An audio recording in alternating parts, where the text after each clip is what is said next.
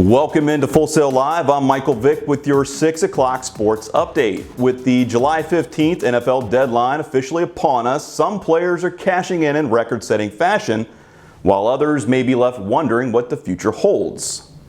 Tuesday, the Browns signed defensive end Myles Garrett to the highest non-quarterback deal in history. The number 1 overall pick in 2017 locks in a 5-year extension worth $125 million. Garrett has 23.5 sacks in his only 2 seasons. The Brinks truck has been very busy in Kansas City. After signing Patrick Mahomes to the richest deal in sports history, they've locked up another cornerstone in defensive tackle Chris Jones. Jones signs a 4-year, $85 million deal, avoiding any possible holdout. And of course, so much talk has been on Cowboys quarterback Dak Prescott, and now we're hearing that apparently there was a last-ditch effort to get something done.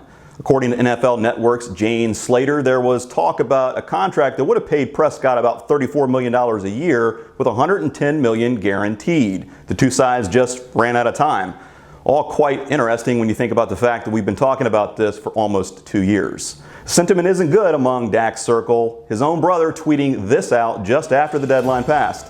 Tad Prescott tweeting this, quote, "There is a reason I was never a Dallas Cowboys fan growing up or before they drafted Dak after today. Who knows how much longer I'll be cheering for them." Certainly not happy. Here's ESPN's Adam Schefter with the latest reaction. There are a whole lot of factors to consider in any contract, and I think each side is dug into its respective stance and ready to move forward into the future. I think putting Dak's future in Dallas in question.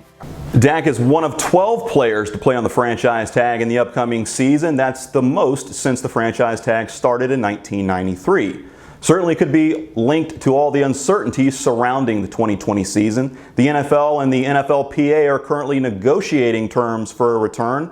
The sticking pieces are a number of financial clauses to safeguard the players. Among them, an opt-out clause for at-risk players to receive salary but not bonuses if they decide not to play.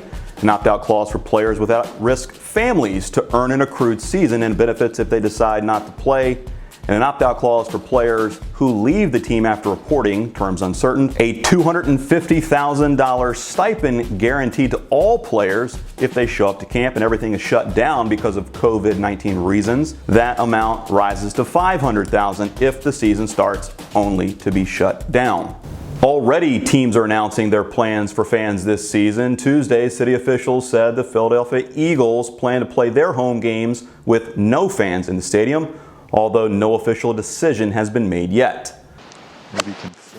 The PGA Tour also announced no fans for the remainder of its season. 4 tournaments remain, including the Memorial, and a guy by the name of Tiger Woods is playing. Tiger shot a 1 under 71 in his opening round, and here he is on what it felt like. The energy wasn't the same without the fans. That certainly was noticeably different. It's a different feel, but one that it's a new reality, and we're going to have to get used to it.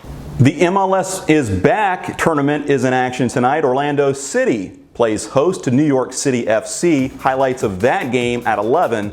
For now, I'm Michael Vick for Full Sail Live. Enjoy the game.